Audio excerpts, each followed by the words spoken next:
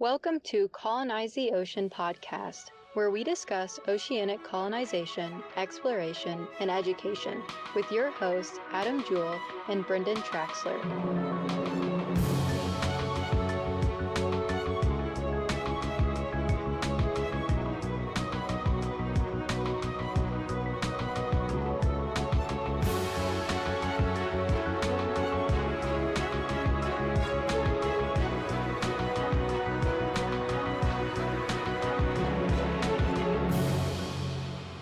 The 21st century, mankind has colonized the last unexplored region on Earth, the ocean. As captain of the Sequest and its crew, we are its guardians, for beneath the surface lies the future. Hey everybody, it is Adam Jewell with the Colonize the Ocean podcast, and that was my good friend and co-host Brendan Traxler. Brendan, how are you doing today? I am awesome. How are you? Oh, like I've said before, the climate difference between you and me is quite significant, but other than that, I'm living. Right on. So tell me about that little quote that you threw at the beginning. Well, I think a lot of people already recognize that as being the intro to Sequest DSV, a pop culture show back in the 90s. It was a awesome show, probably one of my favorites. But it was all based around a massive submarine, which is kind of what we're going to talk about today. But side note to that, I would love to do an episode all about Sequest sometime, or just pop culture in general, but specifically Sequest because, like I said, it's like one of my favorite shows. It's awesome. Now, I know that you're a big sci-fi nerd, and you like Star Wars, you like Star Trek, you like Sequest. Now, where do you rank those three? Like out of those three, I'm going to take Star Wars out of it because that's more of a movie series, but like... Well, so Star Trek. But it had a different series of shows. So which one Star Wars isn't sci-fi anyway; it's fantasy. Oh, okay. Sorry that you wanted to get all technical about it. What do you like more, Sequest or Star Trek? Just answer the question. Well, I mean, that's hard to say. The thing with Star Trek is they're still making them, so I mean, it keeps updated and above the times. Whereas with Sequest, I mean, most of it should be happening what is modern day. So it's kind of dating itself already. But from the basis, and even Sequest was kind of based off of a earlier show back in was it the 60s? I think it was Seaview. So I don't know, but I can't. Sequest holds a special place in my heart. I'll just put it that way. All right, well, let's dive into this. So you said we're talking about the different types of sandwiches we like, and submarine is one of them. Yes, I mean, whatever. Let's talk about subs. More so, I bet we're gonna get into like personal submersible machines and mechanisms and all that. Yeah, well, when I was doing when I started doing the notes and stuff and doing a little bit of research on this, it became apparent that since the earliest depiction of submarines starts back in the 16th century, we had several centuries of notes to go through, and since most of the topics we covered have only been around about 50 years, trying to cover 400 years of history was going to take a long time.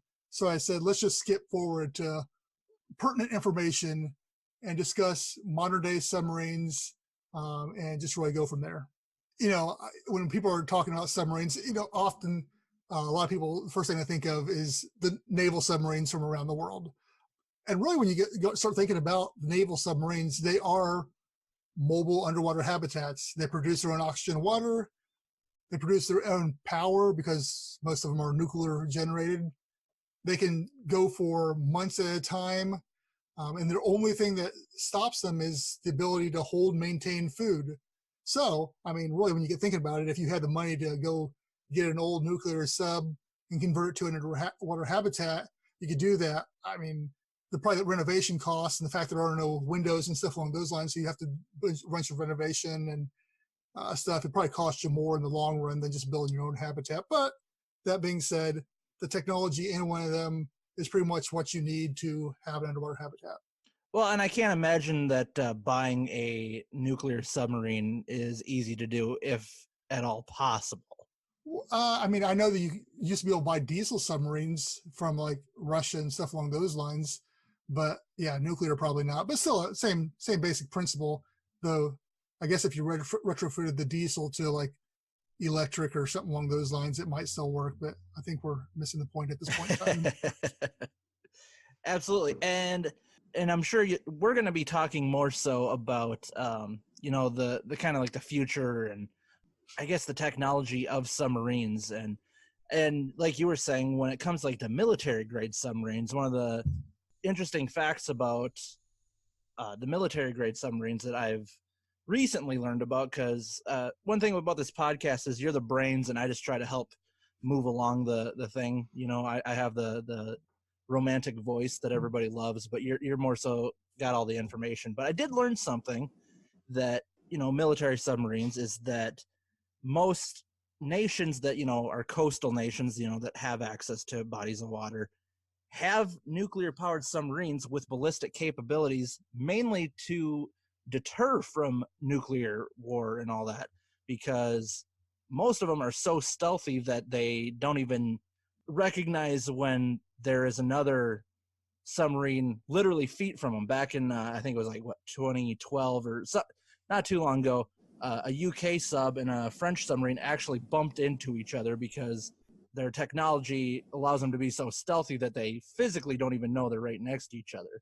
But it's just really interesting, and like the need that a lot of major countries feel they need to have for nuclear submarines and ballistic type submarines. Now, granted, a guy like you and I, we're not going to be getting any of those, and I mean, I hope that's not what our goal is, but just the sheer power that these things have and the technology that surrounds them is just fascinating, and what a lot of people are trying to transfer to a more personal basis, like the stuff that we're really interested in. Yeah, I don't really foresee a need for a nuclear submarine or anything that stealthy. But you never know what the future holds. But as of right now, yeah, you're right. Let's just focus on personal submarines and stuff that's a little bit more tangible to the modern man. So when you start talking about personal subs, you can break it down into different categories. You've got a lot of people are familiar with tourist submarines. They can have anywhere from 6 to 50 passengers on it, and it's more like an underwater bus. You see them in different resort areas where people can get on and go see coral reefs. They putt around underwater, and personally, I just think they're really cool. I've always, even years back when I was first starting to design LASC Colony and looking at it, I've always envisioned on getting one of these tourist submarines. There's websites where I'm not sure some people know this, but there's websites you can go on and you can buy old used ones that maybe need some work or something along those lines, but they're still not cheap. But either way, retrofitting one of those for a shuttle that would, take the people from the land and shuttle down and dock with an underwater habitat, underwater hotel or colony or whatever. So that was kind of with the tourist submarines. My first foray into them was these bigger tourist submarines. But then there are some smaller 2 or 3 person submarines that are touristy as well. They're just a little more personal, like the 101. And there's several companies out there that do that. They're a little bit more because they cater to a person who can purchase a $1 million submarine. Deep Flight's one of the companies. Triton Subs, U-Boat Works, Sea Imagine. There's several of them out there that do this type of thing. Yeah, and just like with a lot of what we talk about when we talk about underwater habitats, when we talk about seasteading, when we talk about submersibles, people see a price tag on a lot of this stuff, and they, it just shocks them on like how spendy certain things can be. Like, I'm sure, getting on a tourism aspect where, you can go on a little excursion with one of these things isn't all that bad. But like if you say you wanted to buy one for yourself, you're talking a lot of money.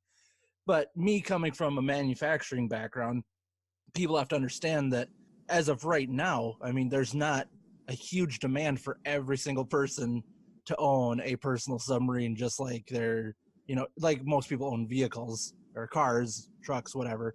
Not everybody is going to need a personal submarine. So manufacturing wise, it's a supply and demand type thing. But as more people get into this kind of thing, and as like what we foresee our future being, there's going to be a lot more affordable options. And where there's a demand and where there's creative people come up with innovative ways to build just about anything at a affordable rate too. I mean, we're seeing that with all kinds of things. You know, you never would have expected a electric car, kind of like what Tesla's doing, to be at the price they're at now, where, you know, years ago you would have thought these would have been like hundreds of thousands of dollars and never came down. Now they're getting down to a price where people can, you know, an average Joe could go out and get one. So I foresee the same thing happening with these personal submarines, and I think you would agree with me on that. Yeah, you want to use Tesla as an example. I mean, that's basically Elon Musk's whole philosophy on the whole thing, was to come out with the very first Roadster, which was a low quantity, high price car, and slowly they came out with the Model S, which was still expensive, but was available to the masses and so forth. Now we got the Model 3 out. We're getting ready to launch more and more cars, and the price points coming down and down with each one as, you know, the manufacturing costs were recouped up front, because there's a low, like you said, it was a supply and demand type of thing. So yeah, I totally agree. And, you know, with that becomes more and more variance as well, as you start getting more and more quantity out there of anything. You're going to start wanting, people want different flavors of whatever it is. And, you know, I think we kind of see that right now with that the technology has already come so far in submarines, and the information is so plentiful out there, especially with the advent of the internet, that you have people building their own submarines. I mean, this has been the case for pretty much ever, that there's been tinkerers and engineers who have built their own, but you know, now with Facebook and YouTube and different platforms, you've got companies like Hypersub or Sea Breacher that they're, you know, blurring the lines of what is a boat or a watercraft and a submarine, and trying to bring this personal sub to the masses, I guess. Yeah, and one of the cool things that I've seen with, like you just said, there's a lot of these manufacturers that are creating where you can use it as a boat, or you can use it as a personal sub where it has, you know, it's multifunction. And is what a lot of them are doing is where they function power-wise either solely electric, or there's a lot of them that take that same kind of concept from diesel submarines, where they, you know, use the diesel part, you know, above water that charges the batteries, and then when they're submerged, the motors run purely off of the electric batteries that are in them. And more of them are trying to, you know, convert solely to electric, just because obviously you want to have less, I guess you want to have less fluids inside of a machine that you're, you know, putting in the water. That's one of the things you and I are big on with a lot of this stuff, is that when we start interacting more with the ocean and, you know, becoming more a part of it, that we don't want to be pollutants and we don't want to damage anything while we're there. So yeah, a lot of these guys being very innovative with what they're doing. And like you said, a lot of guys right out of their, you know, garages or their little shops are building their own. And to me, that's what's going to make all this come together and be a huge deal, because there's going to be a bunch of people that have their own ideas. Someone's going to put together one really good one, make it affordable, make it to where everybody can use it and it's safe, and just, I don't know. That's the kind of thing that always interests me about anything technological, is just watching that one guy in that one shop build something awesome and watch it take off. Yeah. You know, talking about the diesel to electric, you know, I think that another reason also is obviously with diesel requires oxygen, and oxygen is scarce underwater. So the more you can run off of, you know, electric, the longer you can stay down, because it doesn't require oxygen. So as battery technology gets better and better, and you can stay down longer and longer off of electric battery, you know, the better it is too. So there is that comes into play as well. So we're, you know, with the Colonize the Ocean podcast, we talked about how we want to talk about all things oceanic and technology that's related to that. So Brennan, tell me why exactly we're taking some time to focus on submersibles and personal submarines, and yeah, why are we exploring that topic this week? I mean, they're cool.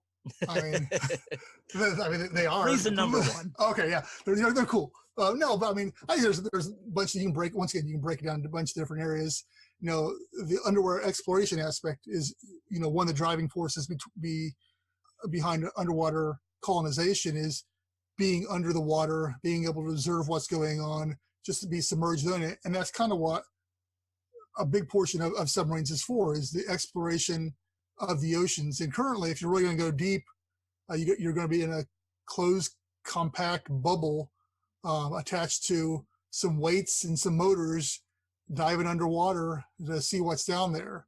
So maybe it's a stretch, but it's, as you see as we go down here, why submarines and this all come into play. Another word is the technology that submarines use. And like I said earlier, with the Navy submarines, basically they are mobile underwater habitats. So, the recycling of oxygen, in some cases, generation of oxygen, the pressures, all those type of things are things that we will have to implement into underwater colonies that submarines have been battling for decades, even hundreds of years, and have learned, tricks and what works and what doesn't work. And we can borrow a lot from them, I guess. And last, we kind of hinted on a little earlier as well, was the transportation aspect of the whole thing. Whereas right now, they're great for sightseeing and tourism and exploration, but let's talk a little bit about the future and what that's going to be. And as you were talking about, as more and more get out there, what's it going to happen? And, personally, my problem right now is I like speed. I've always had faster cars in the past. I've gotten lots of trouble with that. Plenty of tickets over the year. And so my whole thing is none of them are fast, all things considered. Yeah, because most of them are run by propeller, and propellers can only push water so fast before it starts burning the water. So you're limited on that. But as more and more people opens up, you're going to want people, I think people are going to want, for a better term, like an underwater race car type of thing. So technology is going to have to change to whatever that may be. So I think that's part of it too. Yeah, and with what you were saying I think it's important to note that a lot of these hybrid submarines where we were talking about, they're both like, they can be used as boats and submersibles. I think it's important to note that a lot of them are very fast on the surface. It's a matter of, like you said, once it gets underwater, it switches over to the electric propellers and therefore going a little bit slower. One of the things that I worry about, and I'm sure a lot of the developers are worried about, is, you have these big open propellers and, going too fast, visibility underwater, and making sure, like, if you're cruising at a pretty solid pace, that you don't hit something and endanger yourself, but at the same time not hitting marine life or coral or whatever it is and damaging that too. So once again, how I said before, I'm a huge fan of innovation. I'm excited to see what developers will do in order to produce a efficient and, I guess, speedy type submersible for underwater consumption by people. Yeah, I can see that. We talk about speed, and there are technologies out there. Some of you may be familiar with supercavitation. I'm not, so I sure hope you plan on explaining that. Oh, I would love to. Now, basically what supercavitation is it's been around in torpedo technology for a little while now. It's not used day to day, but it's been experimented with. And basically what it does is, we'll use a torpedo for example, but it creates a gas bubble around the torpedo, because the problem with water is it's so much thicker than air, so it creates so much more power to push through it. So that's another reason why you can't get a lot of speed, because the amount of power it takes to push through the water is so much greater than on air. So if the whole thing is you create a gas bubble around the torpedo in this case, it's then pretty much flying through air underwater. So because of that, you can get a torpedo or a submarine or whatever up to much faster speeds. So far, obviously it's all hearsay and what the different governments have claimed, but several hundreds of miles an hour speeds underwater, just flying through, literally flying underwater. The problem with that, last thing I heard, was maneuverability, because you can't turn on a dime because you're in a gas bubble. And once again, you have to create this gas bubble, so that it's complicated. And that's why it's still kind of experimental. But it's one of the, in my opinion, it's one of the cooler ones, just because of what it does. Another type of propulsion that's been messed around with and tested for years was magnetohydrodynamics. which basically uses magnetism to move water. It's there's no moving parts to it, so that it's from that standpoint, it's a whole lot easier than supercavitation, but again, it requires a lot of energy. And so far, everything I've seen out of it, you don't get high speeds out of it. It's a decent propulsion, different types of propulsion, but you're not going to get high speeds out of it, at least not as of yet, without a huge amount of energy going into it. And then, once again, who knows what other future techs may come out to play, whether it's mimicking a fish with laminar flow, which is another, I think I pronounced that correctly, which is the way like a shark or fish moves their back, their tail. It creates the flow that comes off of that to propulse it, move it forward. Is called laminar flow. So whether you can mimic that or what other aspects of nature they might be able to incorporate into submarines, or who knows what else. Maybe it's UFO tech. I don't know. But that being said, that's kind of our futurism that we're going to talk about as far as that goes.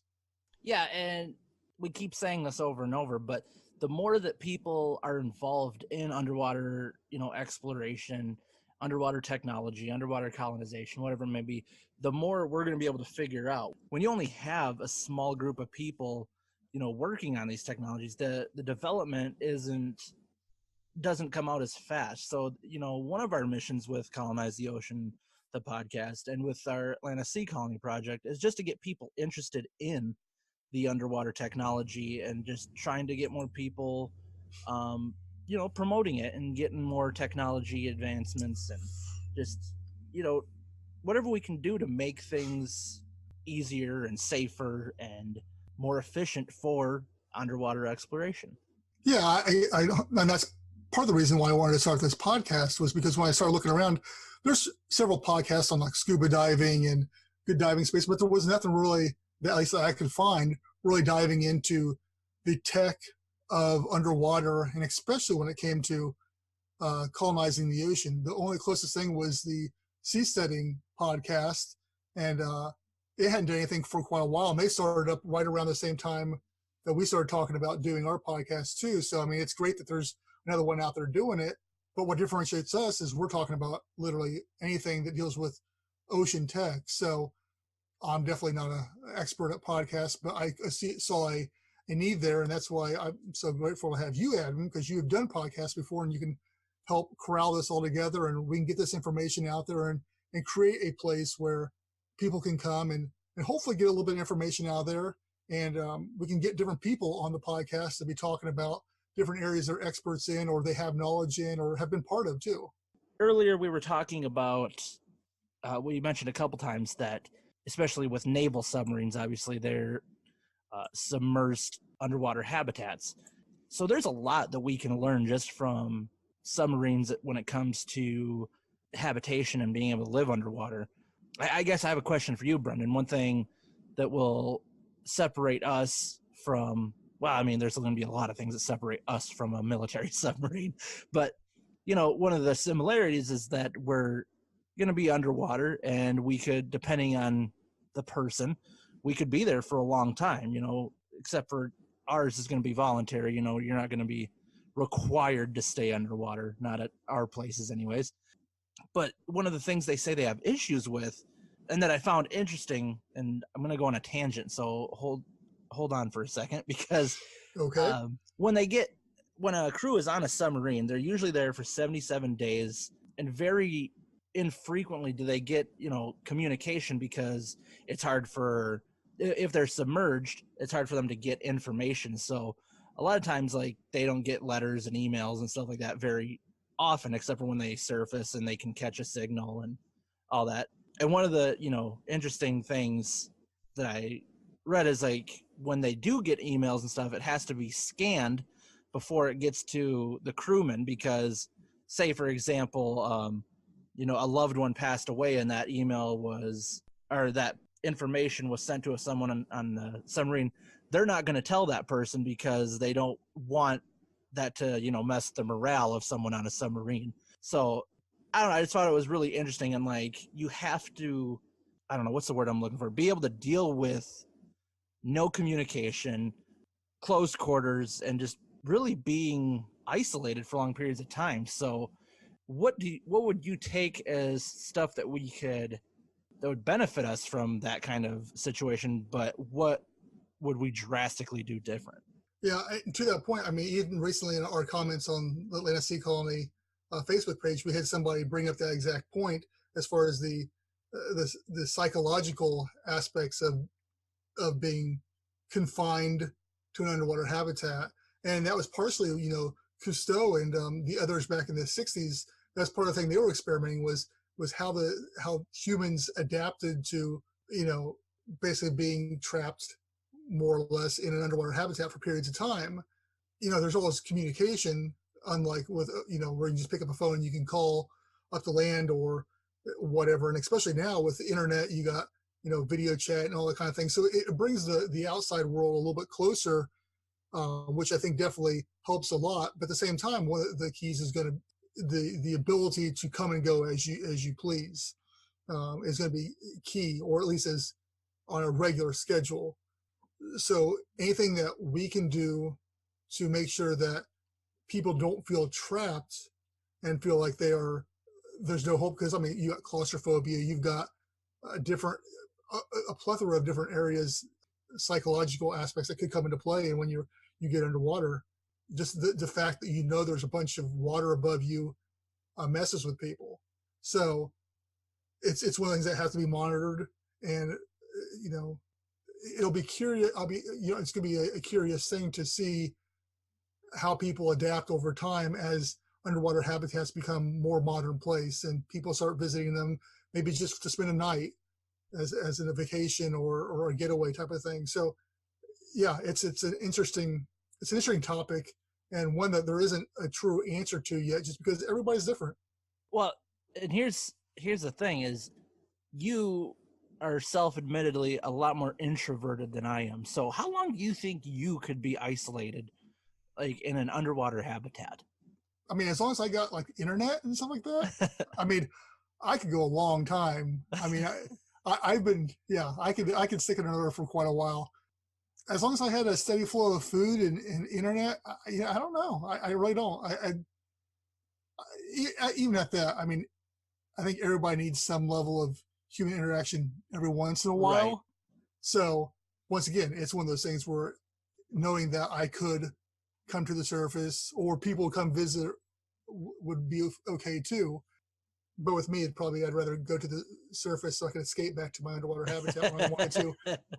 But well, then you have to give away where you're at and all that. But yeah, that's a topic for another time. My hermit underwater habitat somewhere. But yeah, I really don't know. Definitely. I mean, a week would be totally easy. I could do it with no problem. I don't know if I could do a whole month or not, but we're gonna find out one day. I'm up for the challenge. Well, and we don't want to. I mean, we already kind of have diverted from the submarine topic, but let's end on the submarine topic. Where, do you think that you and I could go like tour a submarine somewhere? Do you think there's somewhere that you can, even if it's like surfaced? I'm not saying like they'd let us go on like an excursion for 2 months or whatever, but like, do you think there's a place where we could go tour one? That way we can kind of get a feel for like how they do things, so we can kind of, are you talking like Navy technology? Are you talking Navy or are you talking personal? Navy. I don't know, but maybe we got somebody out there listening that can get us hooked up or something like that. Yeah, if we could go like just, I mean, they do it for some people. I mean, we got to be special enough to do it. Yeah, I don't know about that. Well, I mean, I know the personal ones. I mean, whatever, you can go different places and check those out.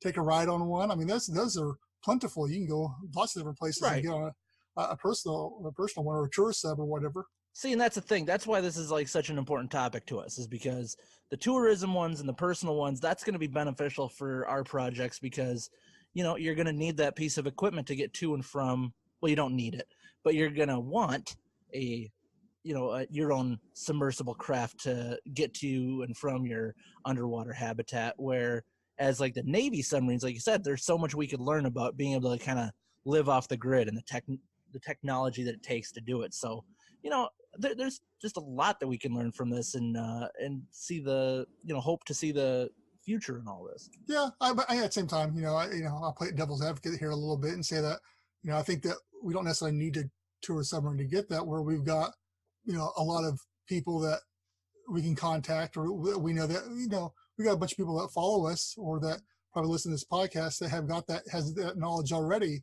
I don't appreciate you telling me what I need, because I kind of do want to tour one, because being able to see it firsthand sparks my creativity. Well, I apologize then for stomping your dreams there. But what I'm saying is, fine, we can go tour a submarine. But I'm saying also, if in the event that we cannot, I'm sure that we have people who have served time on one, or worked on them or whatever, that would be more than willing to share their information with us. Well, I think on that note, Brendan, we can bring this one to a close and be able to tell people that if they want to keep following us, they can find us on all the social medias at Atlantis Sea Colony, or they can go to our website, colonizetheocean.com or atlantisseacolony.com. Brendan, do you have any parting words that you want to give with these fine folks that have been listening to us? No, I think the one thing that, I want to reiterate is that, we are always looking for people to help us out. If you or somebody is involved in any of the fields that we discuss, please let us know by reaching out to us on the socials, as Adam just said. And we can talk about, maybe get you on the podcast, and we can let you enlighten us in things that we maybe don't know. Yeah, we definitely don't want to put our foot in our mouth on any subjects or try to spew information that we're getting incorrect. So yeah, I agree 110% that anybody that has an expertise in any type of aquatic technology field, please reach out to us. If you want to criticize us, that's fine. We want to learn. If you want to, come on our show, come on our show. Doesn't matter. But with that, Brendan, anything else? Nope. Thanks for listening. Thanks for listening, guys, and we'll see you in another 2 weeks, and we've got some good stuff coming. Tune in then. Thank you.